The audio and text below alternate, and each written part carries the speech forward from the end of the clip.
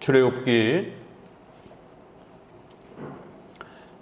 14장입니다. 출애굽기 14장. 이스라엘 백성들은 이제 홍해를 건너고 본격적으로 이제 광야에 또 이러한 또 생활들을 펼쳐 나갑니다. 또 이러한 생활들 속에서 어떻게 살아가야 되는지에 대한 십계명의 이러한 하나님의 중요한 원리들이 이제 출애굽기 중반부에 또 이렇게 소개가 됩니다. 이 십계명은 하나님이 우리에게 주신 삶의 규범, 하나님의 뜻을 우리가 더 잘 배워가고 하나님과 동행하도록 하나님의 뜻을 배워갈 수 있도록 우리에게 주신 소중한 선물입니다. 비록 십계명은 구원의 조건은 아닙니다. 구원의 조건은 반드시 예수 그리스도를 믿음으로 구원받는 겁니다. 그러나 구원받고 난 이후에는 구원의 열매로서 반드시 우리 성도들은 부족하더라도 십계명을 통한 성화의 열매를 맺어가야 되는 겁니다. 바로 이 십계명의 순종함으로 인해서 악의 생활들이 점점 줄어들고 악한 그러한 생각과 마음과 태도들이 줄어가고 거룩한 하나님의 뜻을 쫓아가는 성결한 삶이 또 성장하게 되는 겁니다. 그래서 하나님은 이 십계명을 통하여 성화의 규범으로 성화의 열매로서 하나님의 뜻을 우리가 어떻게 잘 분별하며 그 하나님의 뜻에 순종할지를 십계명을 통해서 가르치시는 것입니다. 십계명은 율법의 형식으로 되어 있기 때문에 더더욱 율법은 굉장히 어렵습니다. 복음도 우리가 헤아리기가 참 이신칭의의 이러한 부분들을 살피기가 또 어려운 부분이 있지만 더 그보다 어려운 것은 율법의 또 이러한 십계명의 이러한 구조입니다. 앞서서 우리가 서론에서도 배운 것처럼 십계명은 형식에 기록하는 형식에 있어서는 의식법, 제사와 성전의 이러한 구약의 의식법 형태로 기록된 것이 있습니다. 또 엄한 형벌, 사회적 재판과 형벌과 관련된 형벌법, 이러한 사해법이라고 하는 형벌법 형태로 또 그러한 형태가 기록된 것이 있습니다. 그리고 영원히 지켜야 되는 교리적 규범으로 소개되는 도덕법 형태로 소개가 됩니다. 이러한 기록의 형식들 속에서 의식법과 형벌법은 예수님 오시기 전까지만 사용된 거기 때문에 그것은 외적 형식은 잘 우리가 걷어내야 됩니다. 중단된 것이라. 그 안에 담겨 있는 도덕법적인 교리의 그러한 규범들을 잘 찾아내서 십계명에다가 이렇게 연결을 해야 되는 것입니다. 또 십계명은 이렇게 구약에는 여러 가지 이러한 의식과 또 여러 가지 국가 제도의 형벌에 이러한 많은 형식들이 있기 때문에 그런 부분들을 주의해야 되고요. 또 이제 오늘 출애굽기에서도 이 십계명의 기본적 그 명령, 또 더 나아가서는 십계명이 성경 전체의 생활의 규범을 줄여놓은 거기 때문에 단 10개밖에 되지 않습니다. 그렇지만 과거에도 그렇고 오늘날에도 그렇고 미래에도 그렇고 우리 인간이 살아가는 모든 삶 속에 이 성경은 적용될 수 있습니다. 우리가 성경의 핵심 교리로 고백하는 성경의 충분성, 성경은 우리 구원에 있어서 우리의 삶에 있어서 하나님의 뜻을 찾기에 아주 충분하다라는 것입니다. 현대 문명이 아무리 발전되어 있어도 인간은 변하지 않기 때문에 인간의 그러한 모든 본질에 대한 내용들을 십계명은 담아내고 있기 때문에 우리가 십계명을 잘 분석하고 적용하는 훈련을 할 줄 알면 10개지만 복잡다단한 우리의 모든 삶 속에 여러분의 그 다양한 복잡한 삶 속에 십계명을 적용할 수 있게 되고 그렇게 바르게 적용하게 되면 하나님의 뜻이 펼쳐지는 것이고 그렇게 되면 하나님의 도우심의 역사가 일어나는 겁니다.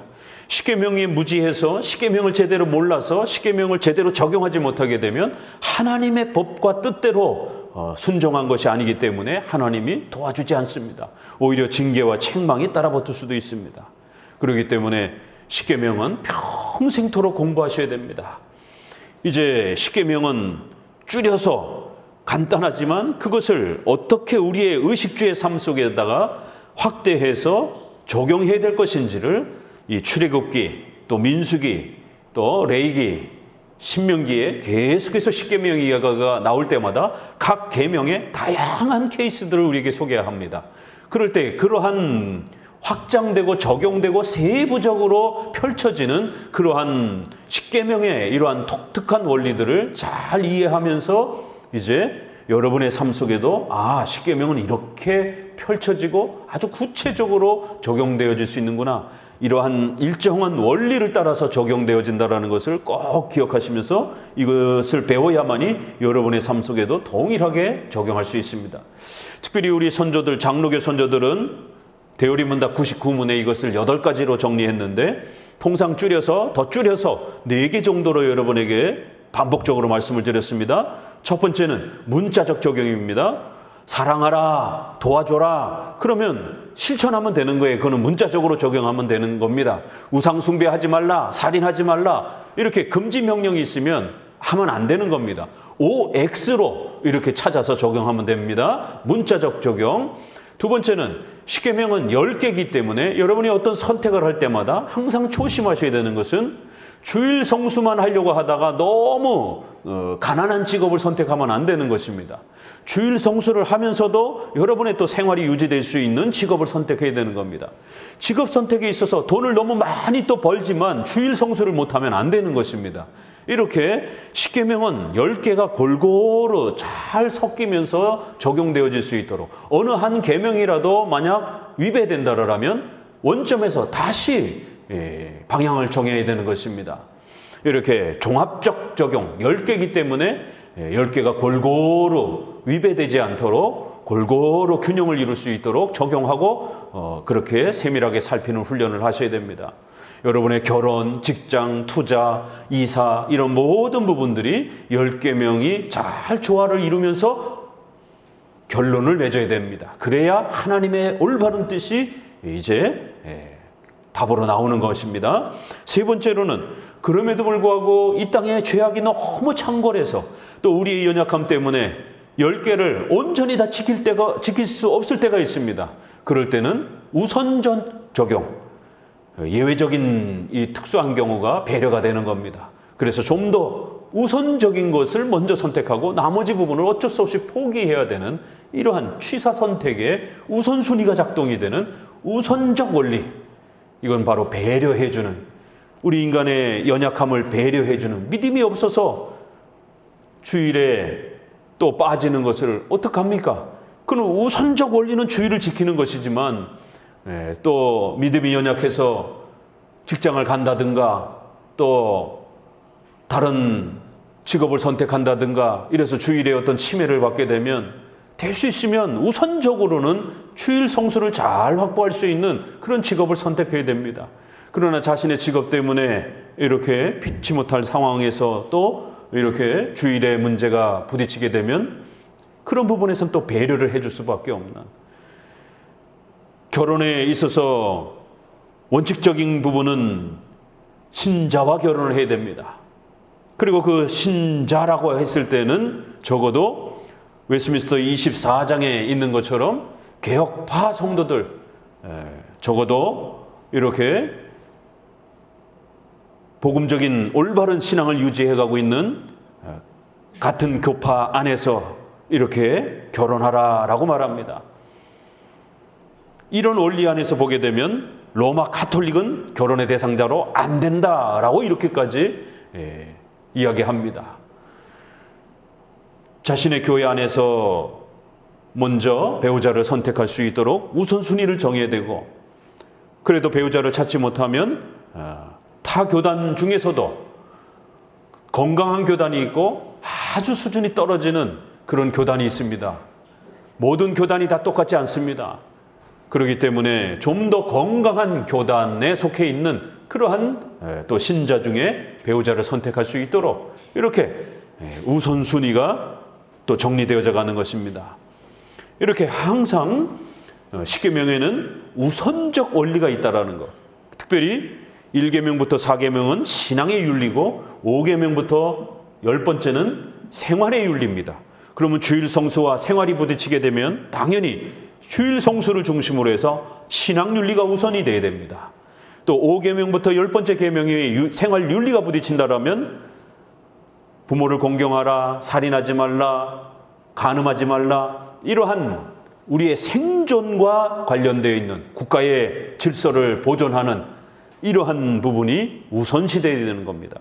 그래서 거짓말을 해야 되는 이런 상황이 부딪히게 되게 되면 그러한 부분들을 허용해 주는 것입니다. 의사라든가 경찰이라든가 이렇게 검찰 또 사회의 부조리를 고발하는 기자들이라든가 이러한 특수한 직업군에 있는 사람들은 국가와 사회를 보존하기 위하여 사람의 생명을 지키기 위하여 거짓말이라고 하는 이러한 수단을 허락해 주는 것입니다. 이렇게 생활윤리 부분에서도 생명을 지키기 위해서는 때로는 거짓말을 할 수밖에 없는 특수한 상황이 벌어집니다. 그럴 때는 허용해 주는 것입니다. 이렇게 원칙을 지키되 특수한 경우에는 배려해 주라는 것, 우선적 원리가 있다라는 것, 그리고 마지막에는 세부적으로 다루지 않는 부분들은 우리 인간의 양심적인, 상식적인, 합리적인 그러한 판단에서 국가의 법과 인간의 양심 속의 도덕적 관습과 이러한 부분들 아래에서 상식적으로 판단하는 겁니다. 크리스천들도 상식적으로 살아가야 됩니다. 신앙인이라고 해서 몰상식하게 샤머니즘적으로 미신적으로 이렇게 살아가면 큰일 납니다. 크리스천들도 돈을 사용하고 쓸 때에 반드시 상식적인 범위 내에서 밥을 한번 얻어먹으면 밥을 한번 반드시 대접해야 되는 겁니다. 세상에서도 그저 늘상 밥을 얻어먹기만 하게 되면 욕을 먹는 겁니다. 더더욱 크리스천들은 그런 부분에 대해서도 또 예의를 지켜야 됩니다. 상대방과의 이러한 시간과 약속에 대한 부분들을 잘 지켜야 됩니다. 크리스천들이 하나님의 뜻을 따른다라고 하면서 믿음으로 한다고 그러면서 세상 사람들과의 약속, 시간 이런 것들을 아주 잘 안 지키고 계약이라든가 이런 것들도 잘 안 지키고 이런 경우들이 허다합니다. 저도 그래서 웬만해서는 일상생활에 있어서 어떤 계약을 할 때 그 계약업체가 크리스찬이면 잘 계약을 안 하려고 합니다. 열에 9 제가 경험해 본 그러한 일반적 직업군들에 있는 사람들이 크리스찬들이 너무 불성실하고 약속도 잘 안 지키고 이런 모습들을 너무 많이 보고 사기도 오히려 거짓말도 많이 하고 그래서 어려움을 겪기도 하고 오히려 일반인들은 계약한 만큼 돈을 지불한 만큼 정확하게 일이라도 해줍니다. 그런데 크리스찬들과 어떤 계약을 하게 되면 아주 불안합니다. 왜요? 크리스찬들이 도덕 윤리의식이 너무 없기 때문에. 왜요? 도덕 윤리의식이라고 하는 게 신앙이라고 하는 그 더 큰 명분으로 그걸 덮을 수도 있다라고 생각을 하는 거예요. 결국 구원파, 신천지 이런 온갖 이단들의 또 이런 부분들, 신비주의, 은사주의, 신사도 운동 이렇게 하나님 앞에 내가 뭔가 뜻을 받았으면 인간의 이런 어떤 계약이라든가 성실성, 도의, 법 이런 것들은 다 무시해도 된다라고 생각을 하는 거예요. 내가 하나님으로부터 직접 계시를 받았기 때문에 이렇게 신앙과 윤리가 부딪혀도 된다라고 이렇게 기독교를 잘못 이해하고 있습니다. 반드시 십계명은 성화의 규범이라는 걸 명심하셔야 됩니다. 윤리의 규범이라는 걸 명심하셔야 됩니다. 그래서 크리스천들은 세부적인 부분에 있어서 큰 원칙은 성경을 통해서 충분히 기준을 잡고 그럼에도 불구하고 또 상세한 세부적인 또 성경이 다루고 있지 않는 그런 부분들은 비중이 낮은 그런 부분들은 우리가 상식적인 범위 내에서 국가의 법 규범 아래에서 우리 사회의 유교적 그러한 관습과 또 이러한 질서 아래서 크리스천들도 행동해야 되는 겁니다. 그렇기 때문에 대인관계라든가 공동체 생활이라든가 또 식사 예절 또 이런 여러 가지 온 예절 또 사람과의 약속 이런 여러 가지 사회적 질서 관계 속에서 크리스천들이 욕먹지 않도록 상식적으로 합리적으로 그렇게 판단하고 분석하셔야 됩니다. 이런 부분들을 놓치게 되면 십계명을 통한 성화의 규범이 붕괴되고 세상 사람들로부터 손가락질 받게 되는 세상 사람들도 그렇게 살지 않는데 신앙이라는 이름으로 막 살게 되는 이런 아주 파렴치한 몰상식함들이 벌어지게 됩니다. 상가에 이러한 출비한 이런 교회들 보세요. 저희도 상가지만 금요 철야라든가 새벽 이러한 기도회 때 마이크를 틀어놓고 고출력에다가 그것도 성도들이 주여 삼창하면서 얼마나 소리를 지르면서 기도합니까? 그 주변 상가가 피해를 입는 것에 대해서, 또 밤에 새벽에 바로 옆에 주택단지에서 그 소리를 들어야 되는 일반 사람들은 전혀 고려를 안 합니까? 만약 누가 가게에서 술 먹고 그렇게 고래고래 밤새도록 소리 지른다라면 경범죄로 바로 경찰서에 신고돼서 처벌받습니다. 그러나 교회는 특수한 단체이기 때문에 경찰이 이러한 경범죄, 이러한 소리가 크다라고 민원이 들어와도 단속을 잘 하질 않습니다. 왜냐하면 종교 핍박이라고 하는 또 그런 사회적 지탄을 받을까 봐 특수한 배려를 받고 있는 겁니다. 사실은 교회는. 그렇기 때문에 이렇게 독립된 층이라든가 이런 경우 아닌 경우에는 좀 더 방음시설이라든가 이런 부분들을 좀 더 줄여야 되고, 마이크라든가 이러한 악기라든가 이런 부분들에 대한 소리들을 좀 더 신경 쓰고 낮춰야 되는 겁니다. 저도 이렇게 탄천에 이렇게 산책을 가다 보면 단독 건물인 그런 교회조차도 얼마나 북과 그 신디사이저부터 시작해서 전자악기들을 소리를 얼마나 크게 하는지, 한참 1-20m 떨어져 있는데도 탄천 산책을 이렇게 가는데도 쿵쾅쿵쾅쿵쾅쿵쾅 하는 소리가 여실히 들려오고, 거기 바로 앞에 또 아파트들이 이렇게 주거 단지들이 있는데 밤새도록 얼마나 시끄럽겠습니까? 우리는 은혜가 되지만 저들에게는 소음일 뿐인 것입니다. 이렇게 상식적인 합리적인 부분에서 크리스천들이 어떤 삶의 하나님의 뜻을 선택할 때에 합리적으로 상식적으로 이렇게 판단하는 겁니다. 무조건 모든 것을 다 기도하고 어떤 뭔가 확 환상이 떠오르고 뭔가 확 감동이 오고 이렇게 했을 때 그 감동이 보편 상식적이지 않은 감동이면 그건 하나님의 뜻이 아닙니다. 때로는 우리가 기도하다 보면 성령의 조명이 있기 때문에 우리가 성경을 쓰는 감동은 더 이상 주어지지 않습니다. 성경을 읽고 느끼는 이러한 조명의 감동은 이제 주어집니다.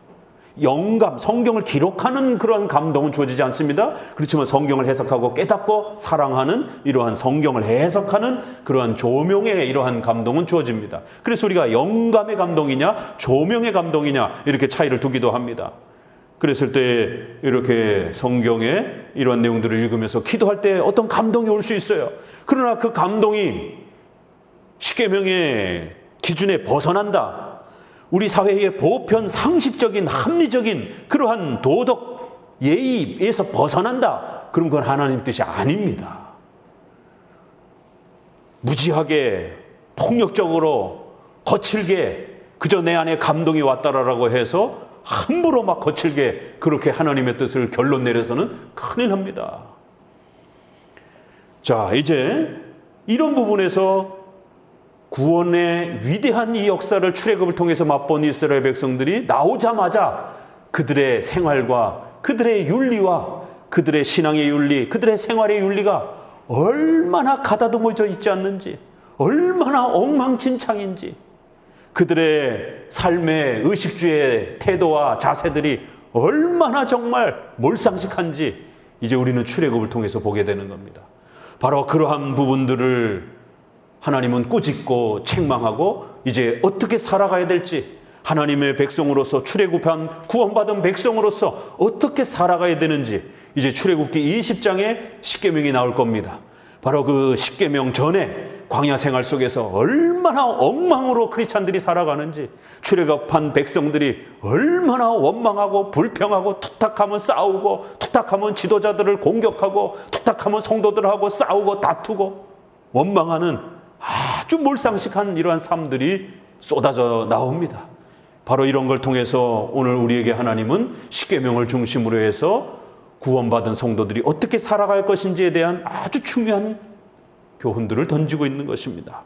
자, 14장 읽어봅니다. 첫째 절, 여호와께서 모세에게 일러 가라사대 이스라엘 자손을 명하여 돌쳐서 바다와 믹돌 사이에 비하히롯 앞 곧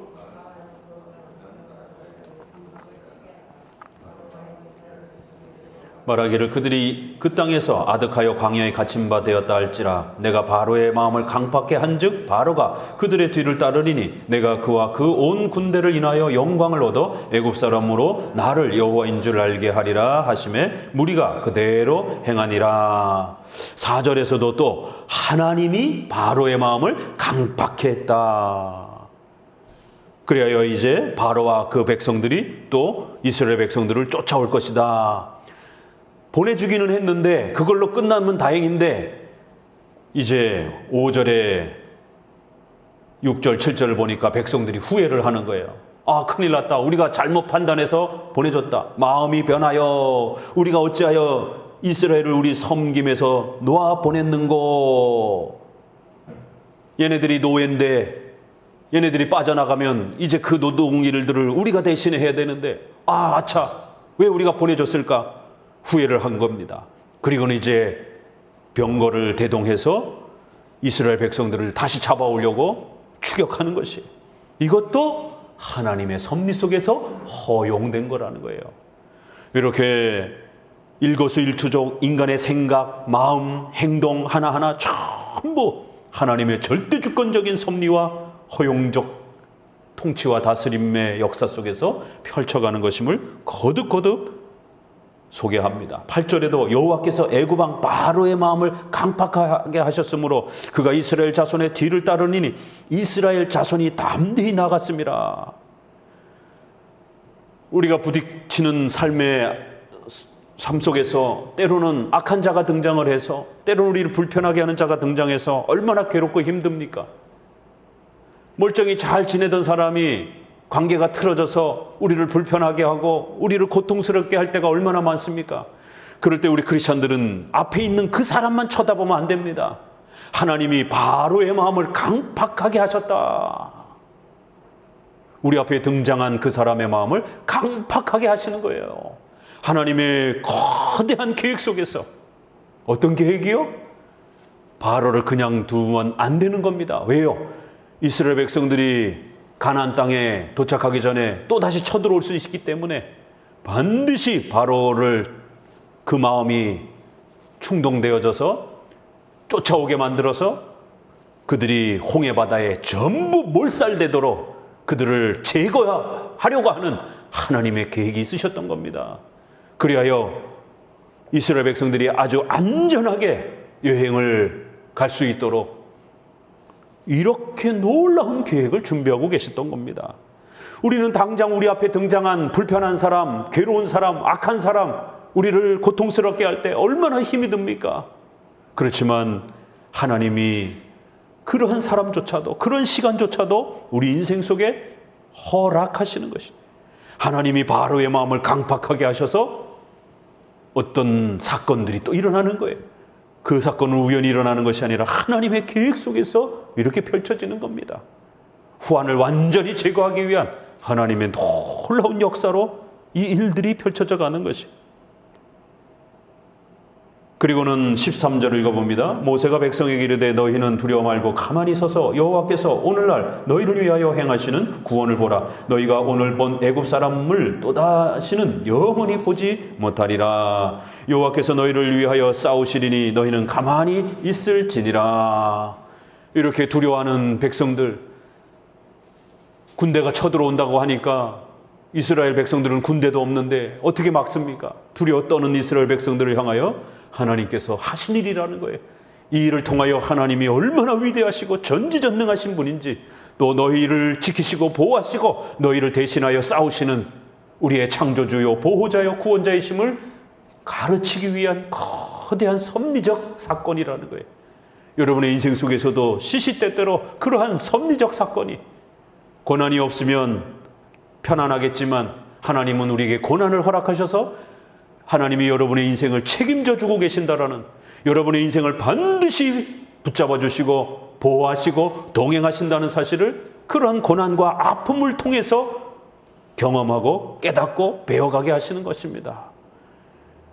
바로 그러한 방식으로 이스라엘 백성들을 다스린 하나님이 오늘 우리에게도 동일한 방식으로 또 역사해 가시는 것입니다. 계속해서 이제 16절 읽어봅니다. 지팡이를 들고 손을 바다 위로 내밀어 그것으로 갈라지게 하라. 이스라엘 자손이 바다 가운데 육지로 행하리라. 내가 애굽 사람들의 마음을 강팍하게 할 것인즉 그들이 그 뒤를 따라 들어갈 것이라. 내가 바로와 그 모든 군대와 그 병거와 마병을 인하여 영광을 얻으리라. 내가 바로와 그 병거와 마병으로 인하여 영광을 얻을 때에야 애굽 사람들이 나를 여호와인 줄 알리라 하시더니, 이렇게 당장은 힘들고 어려운 사건이었지만 하나님은 이 사건을 통해서 온 만방에 영광을 얻으시고 주변의 모든 사람들 가운데 나를 여호와인 줄 알게 될 것이다. 하나님이 창조주 되시는, 심판주 되시는 여호와이심을 온 만방에 사람들에게 알리고 두렵게 할 것이다라는 거예요. 이스라엘 백성들을 괴롭히고 교회를 괴롭힌 자들이 어떻게 벌을 받는지에 대해서 온 만방에다가 두려움을 그렇게 주실 것이라는 겁니다. 하나님이 그렇게 하실 것이다라는 거예요. 만약 애굽의 군대들이 쳐들어왔는데 홍해바다가 좌우로 쫙 갈라져가지고 얼마나 무섭겠습니까? 여러분 생각해 보세요. 우리가 수족관 같은 데 가서도 그 앞에 있는 바닷물이 얼마나 두려움을 줍니까? 근데 그거보다도 더 어마어마한 그 높이에 바닷물이 양쪽에 벽으로 그렇게 서 있고 그 벽에 수족관처럼 물고기들이 거기서 막 헤엄쳐 다니고 있는 이 상상만 해도 어마어마한 이러한 일들이, 만약 그 물이 다시 합쳐지면 어떻게 됩니까? 그 물 앞에 서서 거기를 들어갈 용기나 있겠습니까? 이스라엘 백성들은 믿음으로 또 순종하면서 걸어 들어가는 거예요. 여러분 같았으면 거기 앞에 서가지고 그 물이 좌우로 갈라진 그 벽을 향해서 물고기들이, 상어들이, 거북이들이 양쪽 물에서 놀고 있는 그 어마어마한 통로를 지나갈 수 있겠냐라는 거예요. 이스라엘 백성들은 하나님의 은혜 속에서 믿음을 주셨기에 담대하게 혹시라도 물이 잠깐 갈라지는 건 아닌가? 그랬다가 다시 합쳐지면 어떡하지? 그런 두려움 속에서도 하나님께서 지켜주실 것이다라고 하는 믿음으로 걸어가는 거예요. 그런데 이제 문제는 애국 군대죠. 그 앞에 서가지고 인간이기 때문에 두려운 건 마찬가지예요. 이 물이 왜 이렇게 갈라졌을까? 이거 만약 우리가 들어가다가 다시 합쳐지면 어떡하지? 이게 무슨 지진 현상 때문에 잠깐 물이 양쪽으로 갈라진 거 아닌가? 그러나 혹시라도 우리가 들어가다가 물이 도로 합쳐지면 어떡할 것인가? 다 빠져 죽을 텐데 무서워서라도 못 들어가는 거예요. 하나님이 바로와 그 군대들의 마음을 강팍하게 하셨다라는 거예요. 눈이 헷가닥 뒤집어져 있는 거예요. 그냥 막 쫓아 들어가는 겁니다. 죽을 줄도 모르고. 안 들어갔으면 애국 군대가 하나도 안 죽었겠죠. 오히려 배를 만들어가지고 오히려 건너서 쳐들어왔겠죠. 이렇게 무모한 결정과 무모한 판단과 어리석은 판단도 하나님이 강팍하게 하셔서 그들이 실패하도록 하나님은 이끌어 가신다라는 겁니다. 선한 역사도, 인간이 망가지고 패하게 하는 역사도 하나님의 주권적인 섭리 역사에서 살펴져 간다라는 것이에요. 얼마나 무서운, 두려운 하나님의 통치입니까? 바로 이러한 역사를 통해서 바다를 가로질러 건너갔고 애국 군대들은 쫓아 들어오다가 이스라엘 백성들이 다 건너가고 난 다음에 물이 합쳐져서 이제 모든 군대가 수장되고 죽는 장면이 14장에 나오는 겁니다. 15장에는 이제 노래가, 기쁨의 감사의 노래가 써져 나옵니다. 15장 1절 읽어봅니다. 이때에 모세와 이스라엘 자손이 이 노래로 여호와께 노래하니 일렀으되 내가 여호와를 찬송하리니 그는 높고 영화로우심이요 말과 그 탄자를 바다에 던지셨음이로다. 여호와는 나의 힘이요 노새시며 나의 구원이시로다. 그는 나의 하나님이시니 내가 그를 찬송할 것이요 내 아비의 하나님이시니 내가 그를 높이리로다. 하나님께서는 이 소중한 출애굽의 역사를 이스라엘 백성들이 또 기억하고 기억하도록, 잊지 않도록 유월절과 할례라고 하는 이러한 소중한 교회의 예식을 통해서 가르치시고 남겨두셨습니다. 또 하나 좋은 신앙교육 수단이 있습니다. 그건 찬송, 노래입니다. 우리가 이렇게 단어를 암송할 땐 잘 안 외워지는데 노래를 통해서 단어를 외우게 되면 잘 외워지잖아요. 그렇기 때문에 성경의 핵심 교리를 노래로 만들어서 이 출애굽의 위대한 역사를 하나님이 어떻게 도와주시고 우리를 살려주셨는지를 그 출애굽의 역사는 어린 양의 피로 우리가 구원받았다라고 하는 이런 이신칭의 하나님의 창조주 되시는 섭리의 이 위대함들을 노래로 기억하도록, 그 교리를 잊어먹지 않도록 노래로 가르치라라고 명령을 하십니다. 우리 장로교는 개인이, 인간이 작사한 찬송가를 사용하지 않고 시편 찬송을, 시편에 있는 그 가사를 그대로 곡만 붙여서, 노래로 붙여서 그렇게 노래하는 이유가 바로 여기 있는 겁니다. 구약에도 이렇게 하나님이 행하신 핵심 역사를 노래로 압축해서 아이들과 자손들이 계속해서 기억하도록, 인간이 뭔가를 작성하다 보면 해석에 오류가 발생이 되게 되고, 아무리 뛰어난 신학자가 어떤 가사를 작사한다 할지라도 해석에 오류가 발생이 될 수 있는 것입니다. 그래서 성경에 있는 그 내용만 그대로 곡만 붙여서 부르기를 원했던 겁니다. 그래서 시편이 시로, 노래 가락으로 이렇게 시로 되어 있기 때문에 각 곡조를 붙여서 시편을 150편 전체를 불러왔던 겁니다. 초대교회 때도, 중세시대 때도, 종교개혁 때도, 또 그 이후로 장로교는 2000년 동안 시편 찬송을 그렇게, 시편을 곡을 붙여서 오직 시편을 그렇게 하나님이 주신 그대로, 말씀 그대로 기억하고 암송하면서 찬송하기를 원했던 겁니다.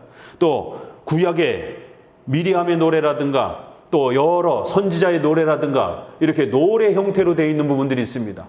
그런 부분들도 또 붙여서 부르기도 합니다. 또 때로는 사도신경, 주기도문 이런 부분들 아이들 암송시키기 위해서 곡조를 붙여서 기독교의 핵심 교리로 공적으로 신앙 고백서와 교리문답을 통해서 공적으로 확정된 그러한 교리들은 그건 한 개인의 해석이 아니기 때문에 공인되고 검증된 교리이기 때문에 그렇게 아이들을, 새신자를 가르치기 위해서 노래로 이렇게 또 전달해 주기도 했던 것입니다. 자, 이 노래에 하나님은 뭘 담았습니까? 하나님은 전지전능하신 하나님이라는 것, 창조주 하나님이라는 것, 하나님은 우리의 구원자시라는 것, 창조주 하나님과 구원자시라는 것을, 이신칭의를 통하여 우리를 구원하시는 여호와라는 것을 소개합니다. 바로와 병거와 그 모든 군대들을 물속에서 전부 다 죽이셨도다. 6절 여호와여 주의 오른손의 권능으로 영광을 나타내시나이다. 여호와의 주의 오른손이 원수를 부수시나이다. 주께서 주의 큰 위엄으로 주를 거스리는 자를 엎으시나이다. 주께서 진노를 발하시니 그 진노가 그들을 초계같이 사르니이다. 종말론, 교회를 괴롭히고 교회를 핍박한 자들은 반드시 하나님이 심판하신다라고 하는, 하나님은 심판주라라고 하는, 죄를 지은 자들에 대해서는 엄히 징계하시는 하나님이라는 것. 8절 주의 콧김에 물이 쌓이되 파도가 언덕같이 일어나고 큰 물이 바다같이 엉기나이다. 하나님은 온 우주 만물을 지배하시고 다스리시고 원하시는 대로 이끌어가시는 하나님의 섭리 속에서 역사하시는 분이다 라는 겁니다. 쭉 내려가셔서 이제 1절을 봅니다. 같이 읽어봅니다. 여호와여 신중에 주와 같은 자 누구니까? 주와 같이 거룩함에 영광스러우며 찬송할 만한 위엄이 있으며 기이한 일을 행하시는 자 누구니까? 오직 하나님만이 살아계신 참된 하나님이라는 거예요. 유일신신아, 일계명. 나 외에는 다 가짜다. 오직 하나님만을 섬겨라. 하나님과 같은 신은 이 땅에 존재하지 않는다라는 거예요. 오직 하나님만이 참되고 살아계신 하나님입니다. 우리 장로교회 소요리 문답 5문에 하나님은 몇 분이십니까? 외우셔야 됩니다. 이건 너무너무 중요한 고백이기 때문에 살아계시고 참되신 하나님은 유일하신 한 분뿐입니다. 참되고 살아계신 하나님.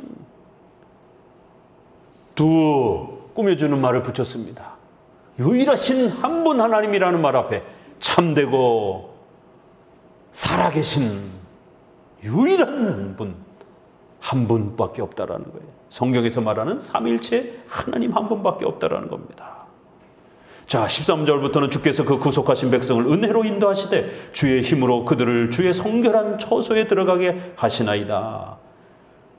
하나님이 구속하신 백성, 구속, 속량, 대속, 속죄, 이 단어가 아주 핵심 단어라고 말씀을 드렸습니다. 이 구약에서 이 단어가 언제 어느 문맥에서 등장하는가 잘 보셔야 돼요. 신약에서는 이 단어가 예수 그리스도의 피 흘림을 통하여 우리의 죄값이 사해졌다라고 하는 이 설명이 아주 정확하게 붙잖아요. 그렇지만 이제 구약에는 짐승의 어떤 희생, 대신 이런 형태로 구속, 속량이라고 하는 건 노예의 그 몸값을 지불해서 자유를 주다, 이런 속량, 그 다음에 구속, 속죄, 이런 부분들은 짐승에게 우리의 모든 그러한 허물을 전가시키다. 그래서 단어가 약간 다르지만 결국에는 그 죄값을 해결해주는, 자유케 해주는 대속, 은혜의 개념을 담고 있는 겁니다. 어느 때에 그 단어가 나오나 보세요. 구속하신 백성. 이스라엘 백성들을 애굽의 그 속박 속에서 값을 지불하고 구해주셨다라는 거예요. 어린 양의 피를 흘려서 문지방에다가, 문 바깥에다가 바르고 그렇게 살려냈다라는 겁니다. 어린 양을 대신 희생시켰다라는 겁니다. 이런 대신, 구속, 죄값을 지불하다, 속량, 이런 구원의 핵심 단어들, 하나님이 택하신 백성들, 죄값을 사해 주신 어린 양의 피로 구속하신 백성을 우리 인간의 공로가 아니라 오직 은혜로 인도하신 하나님의 자녀들, 주의 힘으로 오직 은혜로 우리를 성결하게 하셨다라는 거예요. 하나님의 성결한 처소, 하나님의 거룩한 처소, 천국으로, 하나님 보좌 곁으로 그렇게 초대해 주셨다라는 거예요. 그래서 우리가 그 성결한 처소로, 보좌로 들어가게 했다라는 거예요. 이신칭의 핵심 단어들이 다 나옵니다. 구약이라 할지라도. 이렇게 쭉 이제 또 넘어가셔서 17절, 주께서 백성을 인도하사 그들을 주의 기업의 산에 심으시리다. 여호와여, 이는 주의 처소에 삼으시려고 예비하신 것이라. 주여, 이것이 주의 손으로 세우신 성소로소이다. 여호와의 다스림이 영원 무궁할 것입니다. 주님의 백성, 나의 백성, 그들은 주의 기업, 나의 산업, 하나님의 것이다라는 거예요. 주의 처소를 삼으려고, 이제 성도들이 있는 곳은 하나님의 처소가 된다라는 거예요. 이 땅의 유형교회는 하나님의 임재가 있는 하나님의 보좌요 처소가 된다라는 거예요. 교회론도 나오고 구원론도 나오고 예비하신 하나님의 택한 받은 백성들이라는 거예요. 주의 손으로 세우신 성소로소이다. 하나님의 백성들은 거룩한, 하나님이 임재하시는, 함께 하시는 거룩한 성소가 된다라는 거예요. 그리고 이 백성들을 하나님이 다스리시고 통치하시는데 영원히 다스릴 것이다라는 겁니다. 그 한 구절 한 구절이 얼마나 감격스럽고, 이 표현이 또 시편 찬송에 여호와를 찬송하라, 그는 우리의 창조주가 되시고 전능하신 분이시고, 이런 표현하고 그대로 연결이 되는 겁니다. 자, 15장 마지막 부분을 봅니다. 25절을 읽어봅니다. 모세가 여호와께 부르짖더니 여호와께서 그에게 한 나무를 지시하시니 그가 물에 던짐에 물이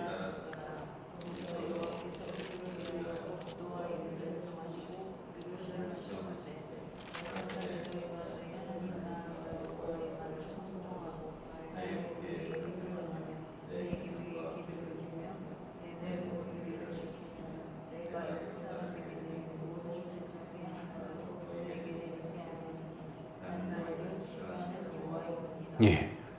22절에 보니까 이제 본격적으로 광야 생활이 시작이 됩니다. 모세가 홍해에서 이스라엘을 인도하며 그들이 나와서 수르 광야로 들어가서 거기서 사흘길을 행하였으나 물을 얻지 못하고, 하나님이 우리를 구해 주셨는데 이제 우리 성도들이 어떻게 살아가야 되는가? 의식주에 대한 실제적인 이제 삶의 문제가 발생이 됩니다. 물이 없는 거예요. 먹을 게 없는 거예요. 먹고 사는 문제 때문에 신앙의 위기가 찾아온 겁니다. 먹고 사는 문제 때문에 신앙생활을 포기할 것인가? 예배 생활을 포기할 것인가? 큰 테스트가 주어졌습니다. 마라에 이르렀더니 그곳 물이 써서 마시지 못하겠으므로 이름을 마라라 하라. 그래서 백성들이 모세를 대하여 원망하였다. 그러자 모세가 하나님께 부르짖으니 한 나무를 가져다가 던지라는 거예요. 그랬더니 물이 달아졌다라는 겁니다. 왜 하나님께서 이들에게 물의 이 고통을 주셨는가? 우리 신자들이 어려움을 겪을 때 고통과 아픔이 주어져도 신실한 하나님, 창조주 하나님, 구속주 하나님을 신뢰하고 잘 믿을 것인지, 아니면 원망하고 불평하고 낙심하여 불신앙에 빠질 것인지 이제 본격적으로 그들의 삶을 훈련시키시고 테스트하기를 원하셨다는 거예요. 여호와께서 그들을 위하여 법도와 율례를 정하시고 그들을 시험하실 것이다. 시험하시려고 이 물의 고통을 허락하셨다라고 말합니다. 이런 고난과 삶의 어려움이 올 때마다 우리 성도들은 어떻게 해야 된다고요?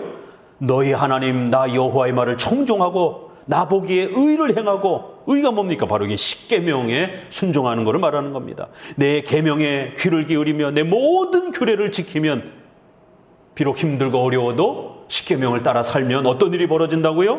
내가 애굽 사람에게 내린 모든 질병의 하나라도 너희에게 내리지 아니하리니 나는 너희를 치료하는 여호와임이라. 이 물 못 먹는 것 때문에, 이 물의 고통 때문에 이렇게들 괴로워하느냐? 여호와 하나님은 너희의 먹고 마시는 모든 것을 책임지시는, 고치시는, 치료하시는 여호와이심을 기억하라는 것이에요.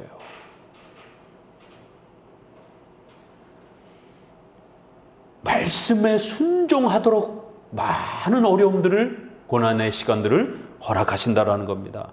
그렇기 때문에 여러분의 고난이 닥치면 하나님이 안 도와주셔서, 모르셔서 그런가? 이렇게 원망할 게 아니라 바로 그러한 시간들을 통하여 우리로 하여금 십계명에 더 훈련되도록 가르쳐 간다는 사실을 꼭 명심하셔야 됩니다.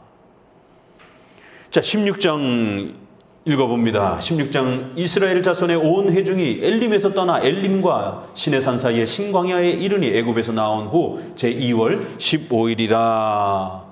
이스라엘 온 회중이 광야에서 모세와 아론을 원망하여 그들에게 이르되 우리가 애굽 땅에서 고기 가마 곁에 앉았던 때와 떡을 배불리 먹던 때에 여호와의 손에 죽었다면 좋았을 것을 너희가 이 광야로 우리를 인도하여 내어 이 온 회중으로 줄여 죽게 하는도다. 이제는 배가 고픈 거예요. 광야에 농사를 지을 수 있습니까? 뭐 먹을 거리가 없잖아요. 급히 준비해온 떡은 이제 다 소진이 됐어요. 제2월 정도 됐으니까, 떠난 지부터 2월이라는 거예요. 2달 정도 지났으니까 그동안 가지고 왔던 음식이 다 없어진 겁니다. 그리고 나니까 이제는 먹을 게 없으니까 모세를 또 원망하기 시작하는 거예요. 차라리 그때 그냥 노예로 사는 게, 그래도 거기서는 먹는 것은 걱정하지 않았지 않느냐. 왜 이렇게 우리를 선동시켜가지고 무슨 하나님을 섬기자라라고, 가나안 땅 들어가자라라고 이렇게 우리를 선동해가지고 끌고 나와가지고 우리를 다 죽이려고 하느냐. 난리가 났습니다.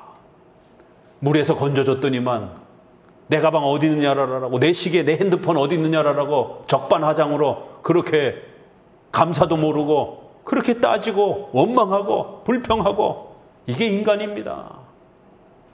예수님이 10명의 문둥병자를 고쳐줬더니만 9은 다 도망을 가고 하나만 돌아와서 예수님께 감사를 하는 것이에요.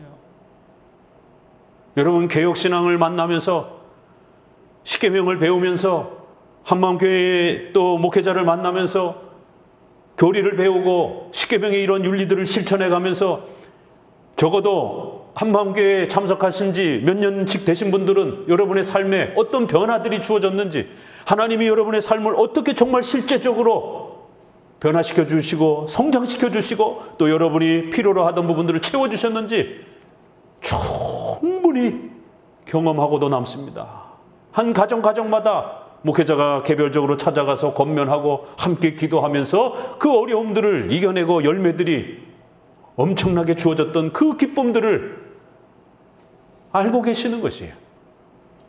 그런데 어느 순간에 여러분의 또 어떤 죄를 책망하니까 왜 목회자가 내 마음도 모르고 내 형편도 모르고 왜 나를 책망하느냐라고.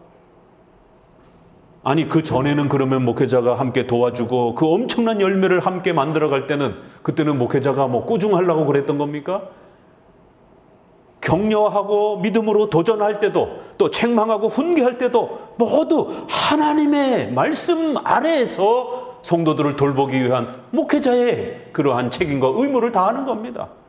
그런데도 또 뭐가 안 맞니, 뭐가 틀리니, 목회자하고 뭐가 생각이 다르니 이러면서 또 원망과 불평을 하면서 목회자와 불편한 관계를 형성하고, 그래서 결국에는 교회를 떠나게 되는 또 이유가 되고, 그 전에 받았던 그 엄청난 혜택들은 생각을 못하고 어느 부분이 또 서운하다라고 하면서 이렇게 원망하는, 이게 인간입니다. 세상 사람들도 약속 안 지키고 신의가 없고 배반하고 뒤통수 치고 사기치고 도움을 줬던 사람을 오히려 이용해 먹고, 인간의 이러한 죄악 속에 이러한 어리석음과 무지함과 악함들이 얼마나 팽배합니까? 근데 교회라고 없을 것 같습니까? 교회도 마찬가지. 교회들도 죄악된 인간들이 모여서 살아가는 곳이기 때문에 의리도 없고 배신하고 예의도 없고 그렇게 원망하고 불평하는 이런 일들이 비일비재한 것이. 얼마 전까지만 해도 모세와 아론을 통해서 그 애굽의 노예로부터 살려만 달라라고, 이 지긋지긋한 노역에서 벗어나기만 한다라면 하나님을 평생 예배하고 또 지도자로 삼았던 모세와 아론의 그러한 가르침에 잘 따르면서 우리가 신자로 살아가겠다라고 그렇게 다짐해 놓고는 나온 지 2달밖에 안 됐어요. 물 없다라고 모세에게 쫓아와서 멱살을 잡고 모세를 원망하고 너 때문이다라고, 너 때문에 우리가 다 굶어 죽게 생겼다라고, 이 광야로 우리를 인도하여 내어 이 온 회중으로 줄여 죽게 하는도다. 4절에 때에 여호와께서 모세에게 이르시되 보라 내가 너희를 위하여 하늘에서 양식을 비같이 내리리니 백성이 나가서 일용할 것을 날마다 거둘 것이라. 이같이 하여 그들이 나의 율법을 준행하나 아니하나 내가 시험하리라. 결국 이러한 많은 또 어려움의 시간들을 통해서 우리 성도들이 말씀에 순종하는지, 또 하나님이 교회의 지도자로 세워준 목사와 장로의 다스림과 통치와 또 권면과 설교를 잘 순종하면서 하나님이 세우신 유형교회 안에 함께 그렇게 또 봉사하고 헌신하며 그렇게 하나님의 교회를 사랑하는지 테스트하신다라는 겁니다. 어느 누가 처음부터 목회자와 정말 생명을 나눌 것처럼 서로가 희생하고 봉사하면서 그렇게 돈독한 관계가 되겠습니까? 적어도 한 10년 이상은 지나야 정말 바울과 성도들이 눈이라도 빼줘서 바울이 회복할 수 있다라면, 바울이 눈에 안질 계통의 그 질병을 갖고 있었기 때문에 그 성도들이 울며 기도하며 눈이라도 빼둘 것처럼 그렇게 바울과 성도들이 하나가 되어서 서로를 그렇게 혈육보다도 더 진한 사랑으로 그렇게 서로 사랑하고 사모하는 모습을 보게 됩니다. 근데 그게 어떻게 하루 이틀에 되겠어요? 적어도 5년 이상, 한 목회자와 한 10년 정도는 이렇게 관계를 쌓고 서로가 힘든 시절도 같이 지내보고 좋은 시절도 지내보고 이러면서 신의가 쌓이고 신뢰가 쌓이고 서로가 서로를 충분히 알고 서로가 서로에 있어서 배신하지 않을 것이다라고 하는 그런 강력한 서로에 대한 믿음이 생길 때만이 그러한 또 견고함이 세워져 가는 것이. 그렇기 때문에 1, 2년 목회자하고 사귀었다고 해서 목회자를 다 안다 생각 이렇게 하시면 안 되는 겁니다. 성도도 목사도 마찬가지죠. 성도를 1, 2년 알았다고 해서 그 성도를 어떻게 다 알겠습니까? 그 마음에 무슨 생각을 하고 있는지 어떻게 다 알겠습니까? 우리가 함께 그 신뢰를 만들어 가야 되는 거예요. 하나님이 이러한 시련의 시간을 통하여 백성들이 어떻게 행동하는지를 시험하시려고 하신다라는 거예요. 좋다. 너희에게 고기를 주겠다라는 거예요. 아침에는 떡을 주겠다라는 거예요. 밤에는 고기를 주고 아침에는 떡으로 너희들을 배를 채우겠다라는 거예요.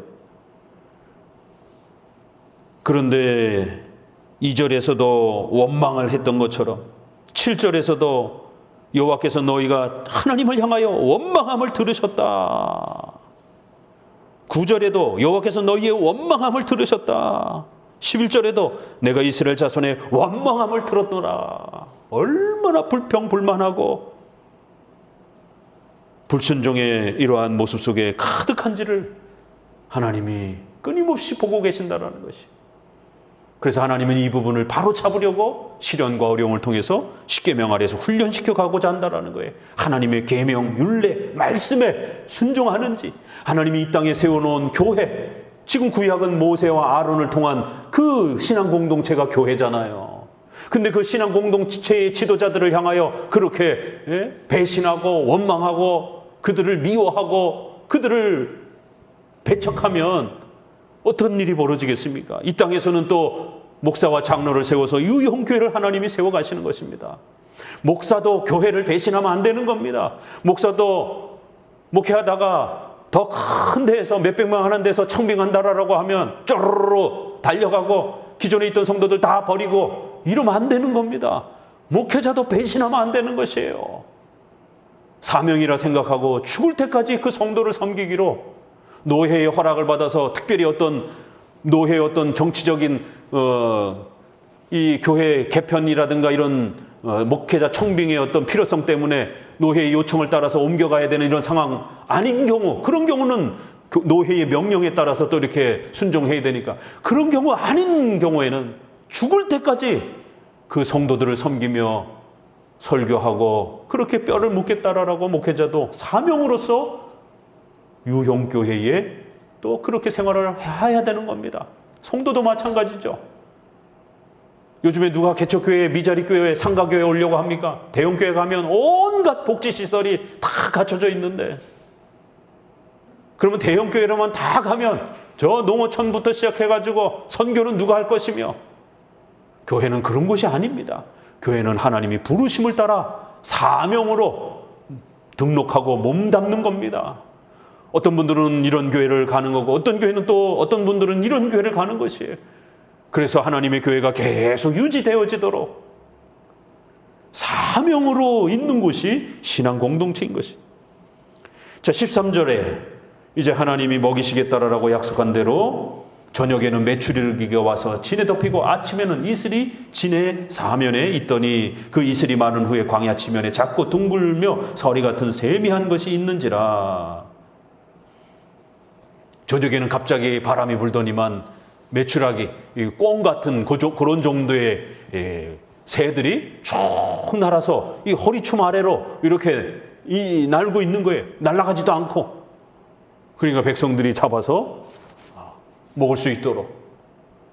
배가 고프고 고기를 먹고 싶다고 하니까 이렇게 어느 날 갑자기 새들이 하나님의 명령에 순종해서 그렇게 이스라엘 백성들 모여 있는 곳으로 날아드는 겁니다. 또 아침에 보니까 아침에는 서리가 잠깐 이렇게 끼고 나서 마르고 나니까 쌀알보다도 더 작은 그러한 좁쌀만한 그러한 알갱이들이 바글바글하게 그렇게 아침에 땅에 덮여 있는 겁니다. 만나를 하나님이 주신 것입니다.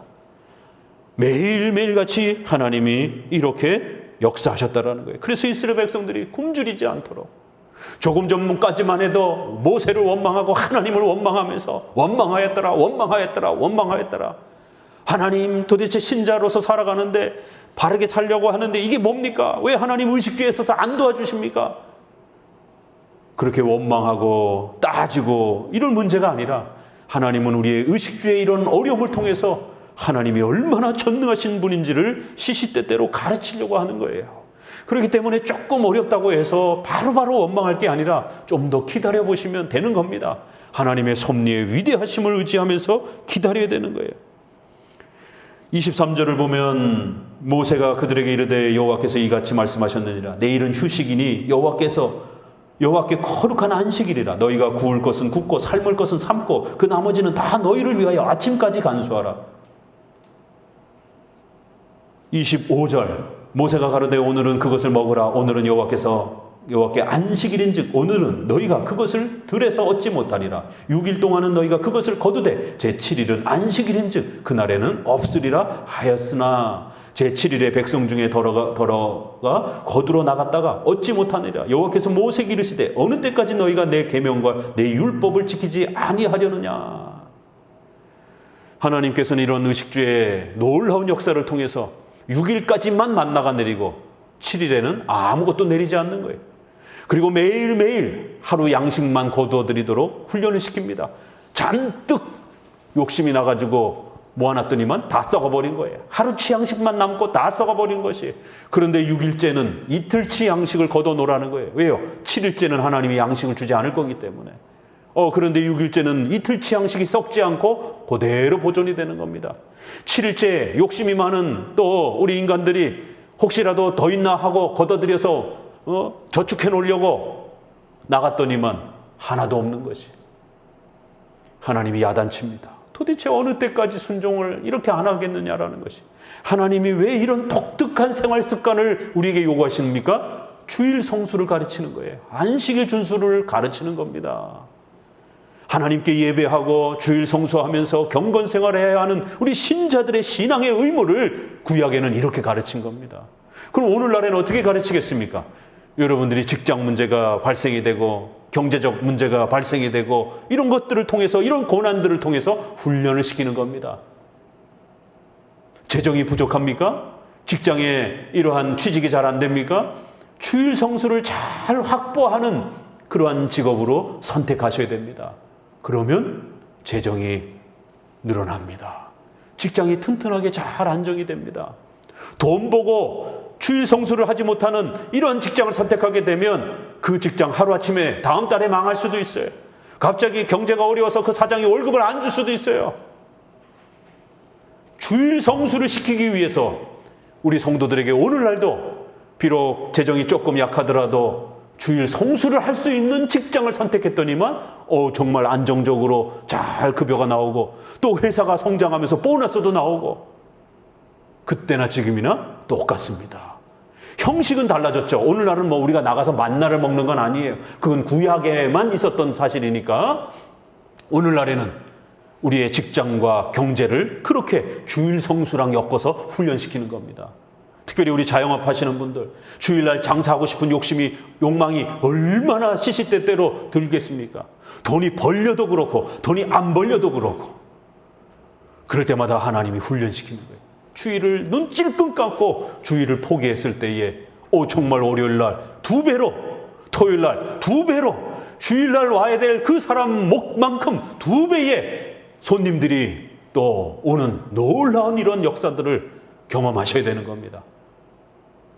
우리 자영업 하시는 분들은 좀 우리 이웃 성도들한테 간증도 좀 하셔야 되는 거예요. 정말 그런 역사가 일어나더라. 정말 평일에 하루 정도는 이틀치의 손님이 오더라 정말. 아니 하나님이 더 복을 주셔서 3일치의 손님이 주중에 오더라. 주일 하루 손해보는 거를 충분히 하나님이 채워주시더라. 그런 경험을 이제 하기 시작하게 되면 자신감이 붙는 거예요. 그래서 사탄이 어떤 유혹으로 또 주일을 장사하도록 또 어떤 필요성이 생길 때마다 과감하게 거절합니다. 프랜차이즈 본사가 야 너네 주일날 좀 영업을 해봐라. 그럼 우리가 로얄티라든가 이런 거 더 파격적으로 좀 깎아줄게. 얼마나 유혹이 됩니까? 안 됩니다. 저희는 주일날 장사 안 하겠습니다. 다양한 방식으로 우리 성도들이 삶을 살아가면서 주일을 지킬 것인가 못 지킬 것인가에 대한 부분을 이렇게 먹고 사는 문제로 훈련시키는 거예요.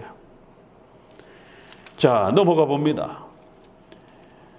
28절을 또 보면 여호와께서 모세에게 이르시되 어느 때까지 너희가 내 계명과 내 율법을 지키지 아니하려느냐. 볼지어다 너희 여호와가 너희에게 안식일을 주므로 제6일에는 이틀 양식을 너희에게 주는 것이니 너희는 각기 처소에 있고 제7일에는 아무도 그 처소에서 나오지 말지니라. 이렇게 안식일 훈련, 주일 성수 훈련을 시켰던 겁니다. 자, 17장으로 가보니까 1절 가봅니다. 이스라엘 자손이 온 회중이 여호와의 명령대로 신 광야에서 떠나 그 노정대로 백성이 모세와 다투어 가로되 우리에게 물을 주어 마시게 하라. 모세가 그들에게 이르되 너희가 어찌하여 나와 다투느냐? 너희가 어찌하여 여호와를 시험하느냐? 거기서 백성이 물에 가라매 그들이 모세를 대하여 원망하여 가로되 당신이 어찌하여 우리를 애굽에서 인도하여 내어서 우리와 우리 자녀와 우리 생축을 목말라 죽게 하느냐? 이제 또 물이 없는 거예요. 사막 지역이니까. 여기서는 무리바라고 하는 이름을, 이 기적을 체험했기 때문에 잊어버리지 말라라고 무리바라고 이렇게 이름을 짓습니다. 반석을 이제 쳐서 거기서 물이 쏟아져 나오는 놀라운 또 역사를 봅니다. 이렇게 매번 하나님의 역사가 일어나는데도, 좀 전에 경험했는데도 조금 지나면 또 잊어먹고 또 잊어먹고 또 잊어먹는 게 이게 우리 인간이에요. 하나님은 이 역사를 통해서 계속해서 백성들을 가르치는 겁니다. 7절, 그가 그곳 이름을 마사라 또는 무리바라 불렀으니 이는 이스라엘 자손이 다투었으며 또는 그들이 여호와를 시험하여 이르기를 여호와께서 우리 중에 계신가 아닌가 하였습니다. 왜 이런 시험이 계속됐다고요? 백성들 안에 하나님이 정말 우리랑 계신가 안 계신가? 하나님이 정말 나를 도와주시나 안 도와주시나? 이렇게 우리 안에 신관이 부족해서 하나님을 원망하고 불안해하고 불신앙에 빠지는 이런 믿음 약한 모습들이 우리 신자들의 삶 속에 얼마나 많이 발생하느냐라는 거예요. 그렇기 때문에 우리 성도들의 믿음을 더욱 강건하게 키워가시기 위하여 의식주의 이런 고통스러움, 잠깐은 힘들지만 그래도 이런 의식주의 고통스러움 앞에 견뎌가면서 이 의식주가 부딪힐 때마다 하나님 앞에 엎드리게 되는 이런 훈련을 쌓게 되는 겁니다.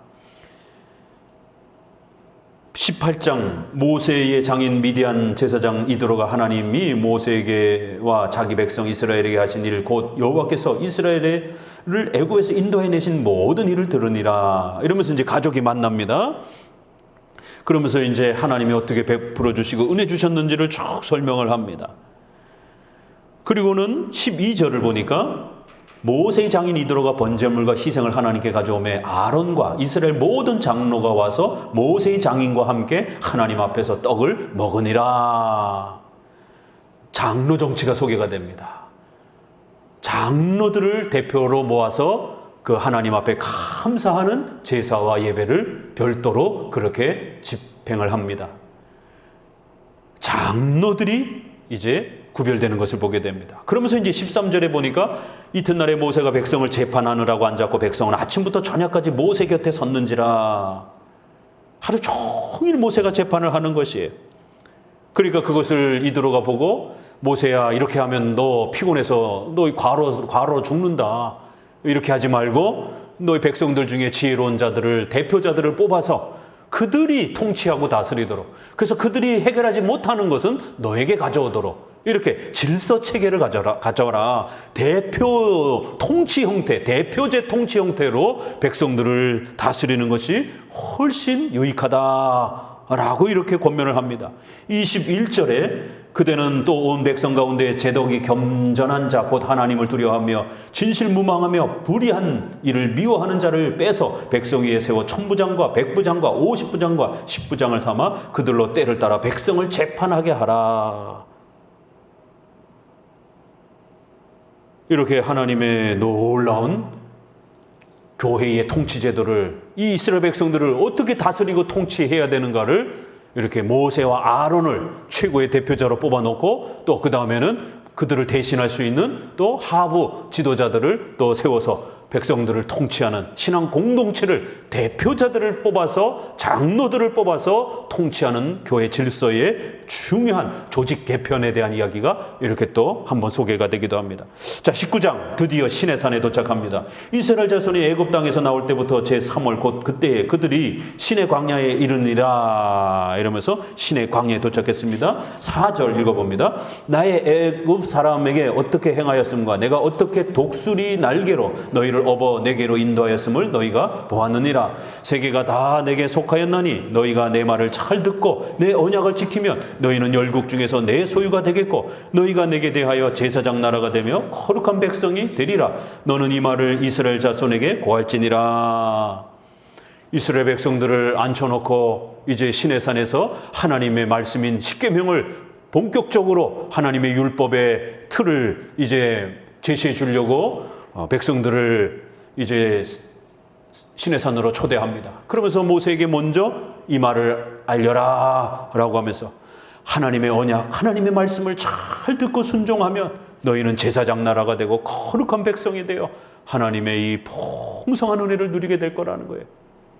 이 유명한 고백은 베드로전서 2장 9절에 너희는 택하신 족속이요 왕 같은 제사장이요 제사장된 나라요 하나님의 백성이요, 이 유명한 우리의 신분에 대한 어마어마한 이 칭송이 나오잖아요. 이렇게 이스라엘 백성들은 하나님의 제사장의 나라요 하나님의 택한 백성들이기 때문에 이제 하나님의 뜻인 십계명을 따라 살아야 된다라는 거예요. 십계명은 구원의 조건은 아닐지라도 하나님의 나라요 백성이요 제사장의 나라들이기 때문에 너희들은 십계명을 따라 세상의 빛과 소금의 역할을 감당하면서 하나님의 영광을 드높이는 그러한 주님의 백성들로서 이제 살아가야 되는 그런 전도의 선교의 교회가 또 그런 역할을 감당할 수 있도록 사명을 감당해야 된다는 거예요. 바로 그런 목적을 위해서 하나님께서는 이제 너희들에게 하나님의 뜻인 십계명을 주시겠다라는 겁니다. 자, 20장을 이제 봅니다. 그리고는 이제 모세를 이제 시내산으로 부르고 20장에 십계명이 나오는 겁니다. 자, 여러분 상식적으로 꼭 알고 계셔요. 이건 꼭 기억해야 됩니다. 십계명이 성경에 2번 나옵니다. 어디 나옵니까? 출애굽기 20장입니다. 자, 카톡에다가 적어보세요. 우리 집사님들, 리더들 반드시 적어요. 리더들, 집사님들은 더 알고 계셔야 됩니다. 적으셔야 됩니다. 틀렸으면 반성하시고 근신하시고 더 열심히 공부하시기 바랍니다. 적으셔요. 시간을 드릴 테니까.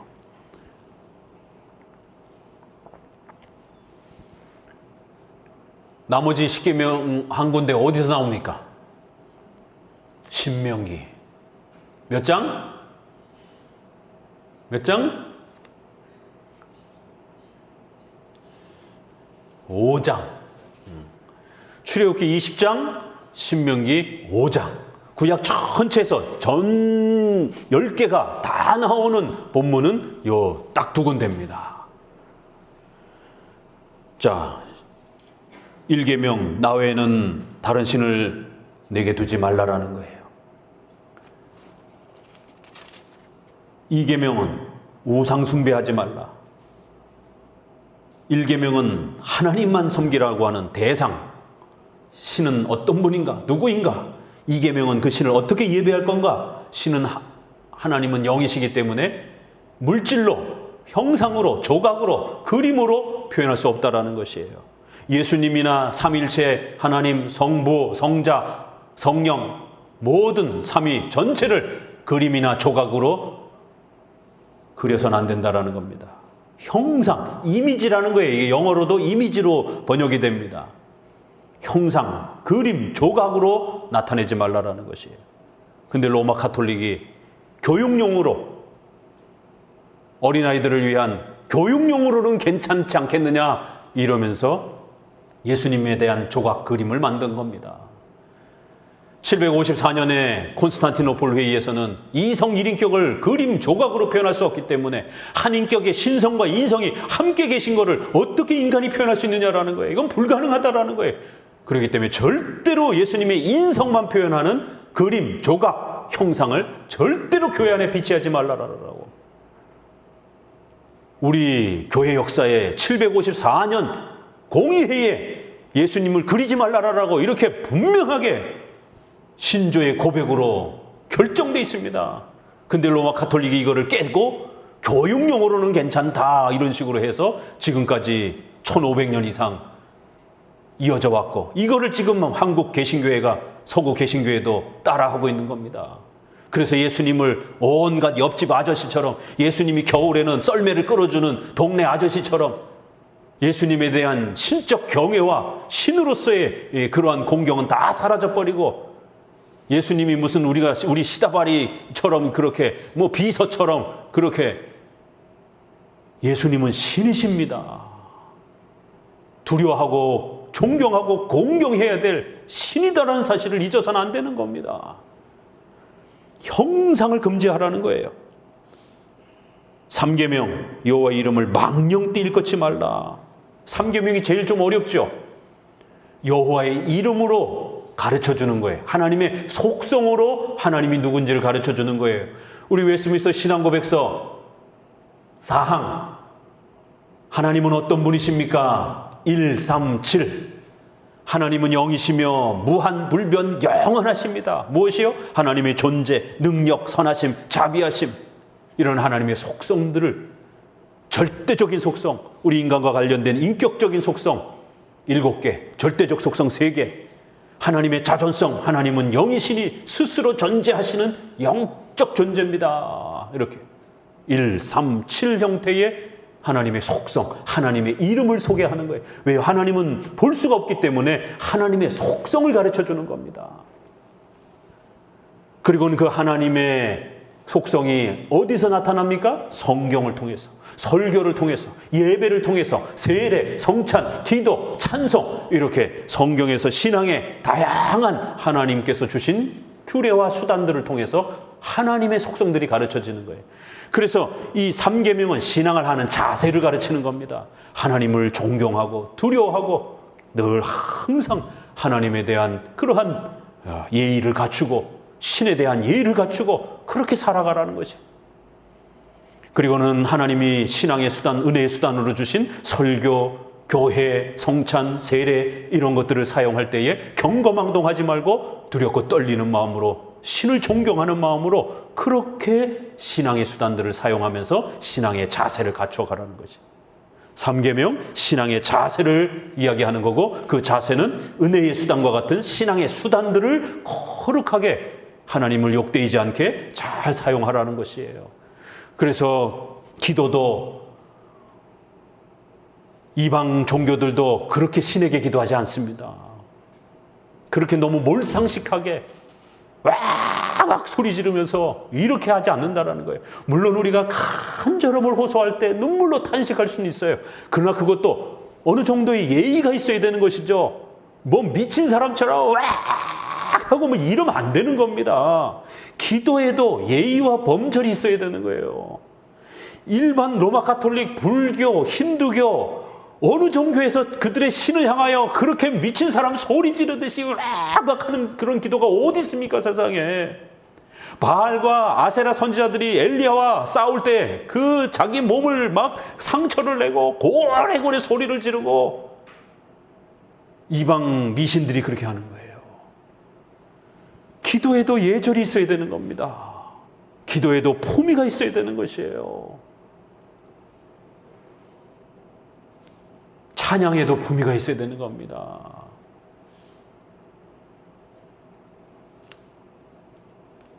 유튜브에 무슨 요즘에 뭐 트로트 목사가 있어가지고 성도들하고 한국 사람들이 뽕짝 얼마나 좋아합니까? 이러면서 막 이게 도대체 시장 바닥에 그 북치고 깽가리치고 악대들이 와가지고 그 시장에 노래 부르는 건지 시장에 전국 노래자랑에 앉아있는 것인지 교회라고 하는 거룩한 신 앞에서 감사로 우리의 마음을 고백하는 찬양을 하는 모습인지. 왜요? 거기다 막걸리 한 잔씩 돌리죠. 그러면 너무너무 경박하고 품위가 없는 여호와의 이름을 망령되이 일컫는 도대체 이들이 믿는 신은 도대체 어떤 신일까? 그 성도들이 막 난장핀을 피는, 본인들은 그게 영적 성령 충만이라고 말하지만 장로교는 그런 걸 성령 충만이라고 말하지 않습니다. 너무 몰상식하고 너무 볼품없고 너무 눈살찌 부리는, 적어도 세상 사람들이 봤을 때도 신을 향한 경건한 두려움과 그 신 앞에 자신들을 근신하고 겸손하게 바치고 싶어하는 그런 경건함이라고 하는 일도 찾아볼 수 없는 오늘 우리 한국 시대의 이러한 찬양의 모습들, 과거에는 이렇지 않았습니다. 과거에 고신교단은 박수도 못 치겠어요. 박수 쳤다가는 징계받았습니다. 어디 경박스럽게 경건함을 깨트리는 그런 행위를 할 수 있느냐라고. 기독교의 찬양과 예배는 경건함입니다. 여호와 이름을 망령되이, 어떨 때에 여호와 이름을 망령되이 걷는가? 많이 묵상하셔야 됩니다. 4계명 안식일을 기억하여 거룩히 지키라. 주일 성수. 5계명 12절 부모를 공경하라. 살인하지 말라. 간음하지 말라. 도적질하지 말라. 거짓 증거하지 말라. 이웃을 탐내지 말라. 자, 21장으로 이제 넘어가 봅니다. 십계명이 소개가 되고 난 다음에 21장. 내가 백성 앞에 세울 율례는 이러하니라. 내가 히브리 종을 사면 그가 6년 동안 섬길 것이요 제7년에는 값없이 나가 자유할 것이며 그가 단신으로 왔으면 단신으로 나갈 것이요 장가 들었으면 그 아내도 그와 함께 나가려니와 상전이 그에게 아내를 주므로 그 아내가 자녀가 낳았으면 그 아내와 그 자식들은 상전에 속할 것이요 그는 단신으로 나갈 것이다. 뭐예요 이게? 십계명에 대한 설명입니다. 히브리인들을 종으로 살게 되면 반드시 7년에는 자유를 이렇게 주라는 겁니다. 안식년, 안식일 훈련을 시키는 겁니다. 주일 성수 훈련을 시키는 거예요. 혹시라도 이렇게 노동을 제공한다 할지라도 그들에게 때가 되면 자유를 허락해 주라는 것이에요.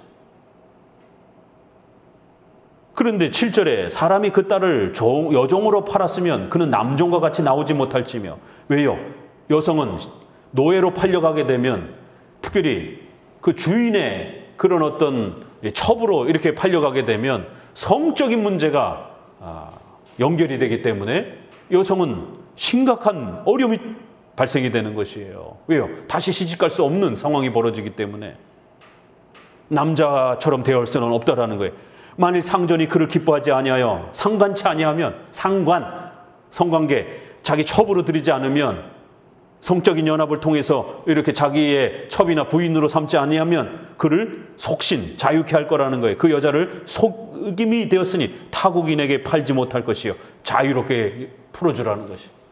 여성은 성 문제가 발생이 될 수 있고 자녀를 낳을 수 있는 상황이 벌어질 수 있기 때문에 만약 주인이 계속해서 그 여인을 가까이 두기를 싫어한다라면 노예의 노동값으로 이렇게 갔다 할지라도 돌아올 때는 자유를 주라는 겁니다. 남자는 노동을 제공하는 값을 치르고 나중에 자유를 얻고, 여성은 혹시라도 이렇게 첩으로라든가 이렇게 부인의 개념으로 받아들였다라면 여성은 노동을 제공하지 않았어도 자신의 그러한 성적인 연합 때문이라도 여성이 만약 주인이 더 이상 그 노예를 가까이 두기 싫어한다라면 그냥 자유로 풀어주라는 것입니다.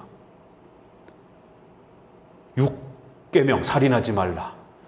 크리스찬의 자비를 어떻게 베풀어야 되는지에 대한 구약적 이 노예제도 개념 아래에서 노예들의 그 노동을 비록 이렇게 사용한다 할지라도 그들의 자유와 생명을 보존해주고 그들의 인권을 보존해주는 방식으로 조절해 가는 겁니다. 3,000년, 4,000년 전에 지금도 한국교회의 여성들의 인권이 많이 떨어져 있잖아요. 서양에 비해서. 근데 수천 년 전에 여성에 대한 인권을 하나님은 이렇게까지 6계명을 여성에게 이렇게 확대를 했습니다.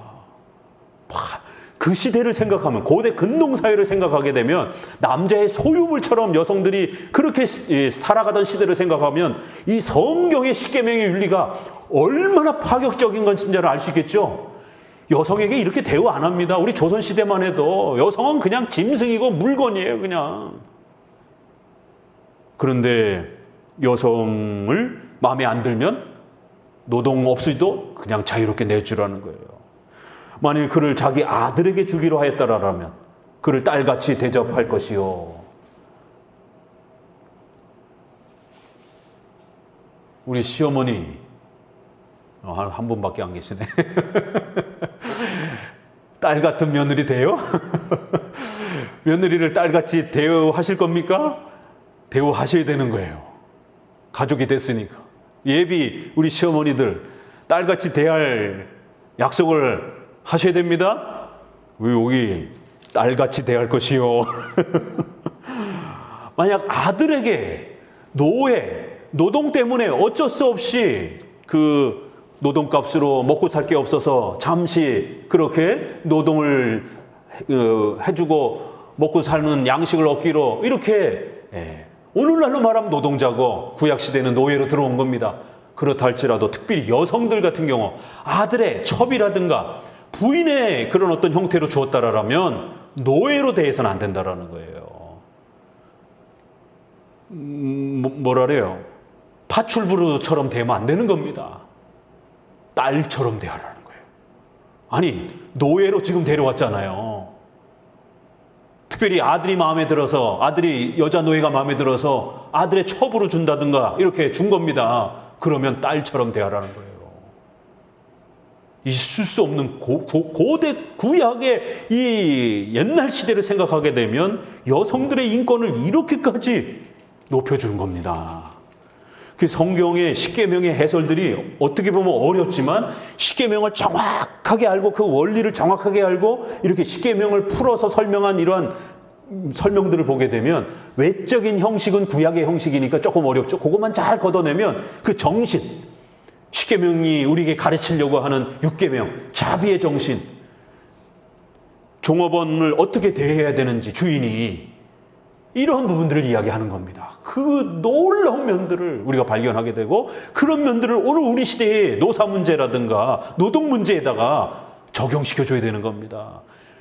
그래야 사회는 이런 기독교적 윤리를 깨닫고 이렇게 해야 관계가 서로 돈독해지고 사업도 성장하고 서로가 서로를 신임하고 이렇게 살아갈 수 있겠구나.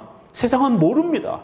우리 기독교가 인간이 어떻게 살아야 살 수 있는지 원리를 가르쳐 줄 수 있는 비밀을 십계명에 갖고 있기 때문에 그런 겁니다. 이런 인권이 3,000년 전, 4,000년 전에 소개가 되는 거예요. 10절 만일 상전이 달리 장가들지라도 그의 의복과 음식과 동침하는 것은 끊지 못할 것이요. 만약 그 상전이 여자가 마음에 안 들어서 다른 데 장가들어 버렸어요. 한 번 동침을 하고 난 다음에 처음에 마음에 들어가지고 좀 살다가 여자 노예가 마음에 안 들었어요. 그래도 부인처럼 대우하라는 거예요. 먹을 거, 의복, 동침의 의무도 행해야 된다는 거예요. 남편으로서 동침의 의무도. 왜? 이 여자는 다른 데 시집 갈 수가 없잖아요. 그렇기 때문에 여성이 버려지게 되면 자식하고 생존이 위협받는 겁니다. 여성으로서 평생 혼자 살아야 되는 비참함을 얻게 되는 거예요. 그러니까 이거는 일부 다처를 허락하는 게 아니라 그 시대의 이러한 제도 속에서 그 악을 막기 위한 여성이 버려지지 않도록 최소한으로서 기독교 윤리를 이 정도는 해주라는 겁니다. 여성을 보호하고 의복과 음식을 주고 재산을 마련해주고 더 나아가서는 남편으로서 성관계에 대한 이런 책임도 꾸준히 죽을 때까지 유지하라는 거예요. 부인으로서의 대우를 하라는 거예요. 좋다. 노예로 들어왔으니까 그러면 네가 마음에 안 들어서 다른 사람에게 네가 장가가는 것까지는 막지 않겠다. 그 시대가 그랬으니까. 그래서 그 사회의 어느 정도의 관습은 또 성경이 이렇게 인정하고 오늘 우리도 그렇잖아요. 십계명 우리가 적용할 때 이대로 완벽하게 의롭게 살아가면 얼마나 좋습니까? 그렇지만 우리 사회가 그렇게 살 수가 없어요. 우리 사회는 너무너무 악하기 때문에. 그래서 우리가 그들을 모두 다 악하다라고 버릴 수도 없는 거고 우리가 불신자 직장에 들어가 살아야 되잖아요. 그렇기 때문에 적어도 일반은총 정도에서 너무 악하지 않으면 우리 사회의 관습, 습관, 제도 이런 것들을 크리스찬들이 수용하는 겁니다. 그 시대의 관습, 법, 이러한 생활, 태도, 문화, 예절 이런 부분들을 수용하는 거예요. 구약은 구약 정도에서 이렇게 수용을 하되 적어도 십계명에서의 자비의 정신을 펼쳐내라는 거예요. 12절 사람을 쳐 죽인 자는 반드시 죽일 것이다. 만일 사람이 계획함이 아니라 나 하나님이 사람을 그 손에 붙임이면 내가 위하여 한 곳을 정하리니 그 사람이 그리로 도망할 것이라. 고의적으로 사람을 쳐 죽이면 그 사람은 반드시 죽이라는 거예요. 그러나 고의가 아닌 우발적으로 또 하나님의 섭리 안에서 어떤 또 이렇게 사람을 다치게 했으면 정상 참작을 하라는 거예요. 정당 방위에 이러한 또 개념을 넣어서 비록 사람을 죽였다 할지라도 모두가 다 사형에 해당되지 않고 어떤 경우는 살려주라는 거예요. 정당방위 개념이 수천 년 전에 벌써 이렇게 적용이 됩니다. 우리 한국 사회에서 여성들에게 정당방위가 얼마나 어렵게 적용이 됩니까? 그런데 구약에는 이렇게 벌써 정당방위 개념을 확장하고 소개하고 있습니다. 20절 보게 되면요, 사람이 매로 그 남종이나 여종을 쳐서 당장에 죽으면 반드시 형벌을 받으려니와 그가 이 일을 연명하면 형벌을 멸하니 그는 상전의 금전이니라. 노예를 인신매매처럼 아무리 자기를 위해서 노동을 제공하는 사람이라 할지라도 주인이 그 노예를 함부로 죽여서는 안 된다는 거예요. 이게 성경의 노예 개념과 일반 사회의 노예 개념하고 다릅니다. 이게 일반 사회의 노예는 주인이 막 죽여도 되잖아요. 그렇지만 성경에서는 그 시대의 노동 제도가 그런 노예 개념 제도로 작동이 되고 있었기 때문에 오늘날의 인권 개념은 없으니까 그걸 가져오더라도 적어도 함부로 생명을 죽여서는 안 된다는 거예요. 이게 파격이죠. 그 시대를 생각하게 되면. 그리고 22절에 사람이 서로 싸우다가 아이벤 여인을 다쳐서 낙태케 하였어요. 자, 오늘날에 이런 것도 굉장히 어려워요. 오늘날 이 배상을 얼마큼 해야 될지. 오늘날 보험을 들었을 때 이런 것도 굉장히 어렵잖아요. 근데 수천 년 전의 성경은 여기에 도전하고 있습니다. 이걸 파헤치고 있어요. 만약 서로 다투다가 아이벤 여인을 다쳐서 낙태가 됐어요. 다른 해가 없으면 아이는 죽었어요. 그렇지만 다른 데 다친 데가 없으면 그 남편의 청구대로 반드시 벌금을 내되,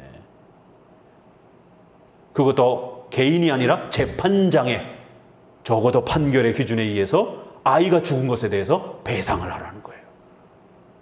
와, 이런 배상의 개념이 이렇게까지 펼쳐졌습니다. 또 그러나 다른 해가 있으면 갑대, 생명은 생명으로, 눈은 눈으로. 만약에 여성이 팔이 부러졌어요. 눈을 다쳤어요. 그러면 적어도 비례관계 정도에서 배상을 하라는 겁니다. 근데 오늘날 이 단어를 잘못 악용해가지고 복수의 개념으로 이 단어를 씁니다.